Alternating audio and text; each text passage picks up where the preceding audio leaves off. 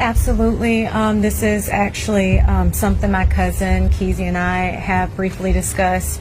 But of course, with everything that's going on, we want things to kind of cool down a little bit. My husband and I, honestly, we have not fully processed this. We have not fully grieved. Just hours after burying their son, Nolan Wells' family stood before reporters and exposed new disturbing details that are reshaping this case.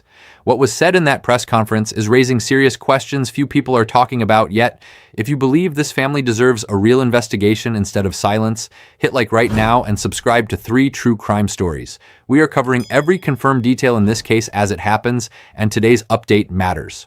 I wanted to ask you, what does honoring Nolan's legacy look like for your family moving forward? Are there any foundations, scholarships, community initiatives, or causes you hope people will support in his memory? Absolutely. This is actually something my cousin Keezy and I have briefly discussed. But of course, with everything that's going on, we want things to kind of cool down a little bit. My husband and I, honestly, we have not fully processed this. We have not fully grieved Nolan, but that is the plan, is to come up with some foundation, just honor him, but also to United Cajun Navy, big help, boots on the ground almost immediately after I spoke with Josh Gill. So, you know, we have to remember those types of organizations in our communities and utilize them, but also give back to them. So that is our hope, that we'll be able to give as much as we've been given during this time. Yes. Stephen Smith with the Associated Press. Is there any update to the independent autopsy that you guys requested? Sure. And just on that last question, very good question. Christine and Elmore and Cliff Jones and Lisa Park at office, they talk frequently, and that's one of the things she stressed at the funeral service. She wanted to celebrate his life and celebrate and define what his legacy will be. So we look forward to working to define his legacy. Nobody else is going to define his legacy but the people who knew him best. Right. Yeah. As it relates to the independent autopsy, we are looking to have findings sooner rather than later. Obviously, you want stuff from the first autopsy because they had the body closer to time. We got the body almost 6 days later, Dr. Roger Mitchell. So there are limitations as to what he could do. So, you know, you do the best you can, but there are unanswered questions. So he's getting his report together. I believe it will be coming very soon. Yeah. Let me take one. I'm gonna take 3 more. 1, 2, and we'll come back to you. Griffith with People Magazine. I also want to extend my condolences and to thank you for allowing the media to come. I know you didn't have to allow us to be here. I just had 2 small questions, both related to cell phones. One of the things that came out of your meeting with the local DA was that you agreed you would both analyze Nolan's phone.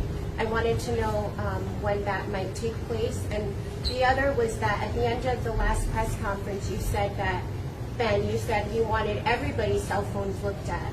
So that, to me, that meant the other young men that were with Nolan that day. Did you communicate that to the DA, and what did she say? If so, have they analyzed their phones? Do they plan to? I did communicate that to the district attorney. Whether they're going to do that, that's the question that you have to ask them. But we thought that it's only fair, if we're going to look at Nolan's phone, we should look at the other people who were with Nolan that day. Because, again, we just want equal justice. We think that if Nolan was on that boat, roles were reversed, they would look at his phone, and so that is going to be important.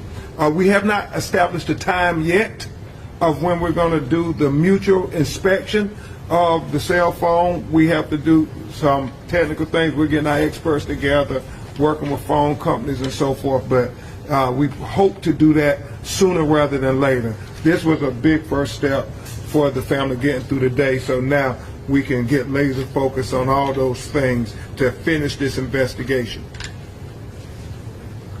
Will Polson with WLOX. Ben, you had mentioned that it had been a couple of days, I think you had said 6 days, since after the state's autopsy was done before you were able to get access to the body. I know whenever it first came out, it was being flown to D.C. and then autopsy planned for that Friday. Can you confirm when that autopsy was done?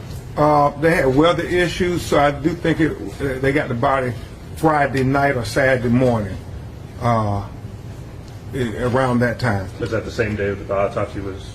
I can't confirm that. I know they received the body, and I think they immediately went to it. It would be in the report the date they did the autopsy. Thank you. Yes. Miss Selena Charles, the purpose of the people. You guys are supposed to be having a rally on the 26th. Is that still going to occur?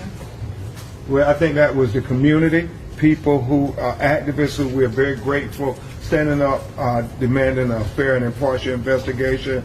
And we want to say thank you to all the community leaders and activists standing up saying, no, we want a timeline. We want transparency. We want them to check cell phones. We want everything that you would have done had it been your child. So that's what they're going to be talking about on the 26th. Thank you. All right. Thank you very much. Thank you. The press conference came just hours after Nolan's funeral in Ocean Springs. Family and friends are paying tribute today to Nolan Wells. Funeral services for the 18-year-old were held inside a Mississippi church today, his casket arriving ahead of his visitation earlier today.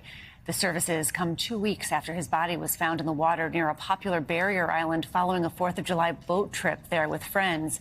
When asked what his legacy should look like moving forward, his cousin Casey revealed the family has begun early discussions about starting a foundation in his name. Christine was honest about where they stand emotionally, admitting she and her husband haven't even finished grieving yet, let alone finalized those plans. She also confirmed the family intends to formally give back to the United Cajun Navy, the volunteer organization that mobilized within hours of Nolan going missing. Then came the harder questions. Attorney Ben Crump confirmed that results from the independent autopsy conducted by Dr. Roger Mitchell in Washington, D.C. are still pending. Part of the delay traces back to timing.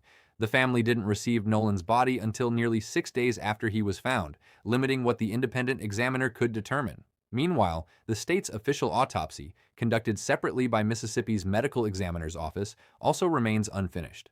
A reporter then raised something the family had mentioned before, but never confirmed directly. Weeks ago, they called for everyone's phones to be examined, not just Nolan's. Crump confirmed he personally communicated that request to the district attorney, framing it as a matter of equal treatment.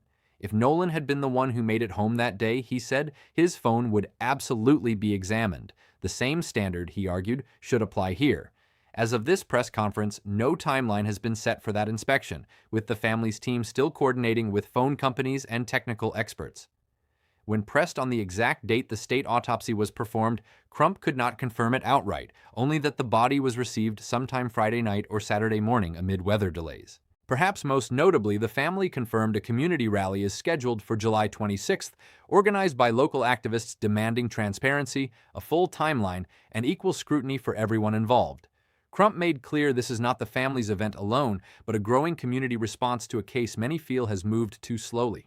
The press conference ended with a simple but pointed message that both the sheriff's office and the district attorney now hold the next steps in their hands. Nothing has been resolved. Nothing has been ruled out. If you want the full truth on this case, delivered responsibly and without speculation, subscribe to 3 True Crime Stories right now, because the next update could be the one that changes everything.